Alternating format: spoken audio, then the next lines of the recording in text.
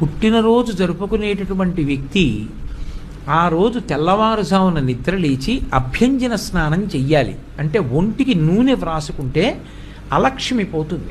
ఆ నూనె అలదుకొని తలస్నానం చేస్తారు.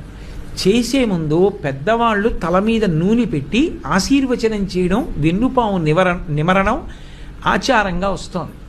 ఆ స్నానం చేసిన తరువాత ఇష్టదేవతని ఆరాధన చెయ్యాలి. ఇంట్లో కులదైవం ఇష్టదైవం ఉంటారు.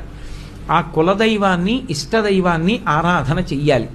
చేసిన తరువాత ఆవు పాలలో బెల్లం ముక్క, నల్ల నువ్వులు ఈ మూడు కలిపినటువంటి పదార్థాన్ని మౌనంగా తూర్పు దిక్కుకు తిరిగి కూర్చుని 3 మార్లు చేతిలో ఆచమనం చేస్తే ఎలా తింటామో అలా 3 మార్లు వేసుకుని లోపలికి పుచ్చుకోవాలి.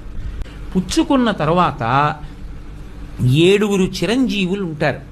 అశ్వత్థామ, బలి, వ్యాసుడు, హనుమంతుడు, విభీషణుడు, కృపాచార్యుడు, పరశురాముడు. తల్లిదండ్రులకు నమస్కారం చేయి, పెద్దలకి నమస్కారం చేయి.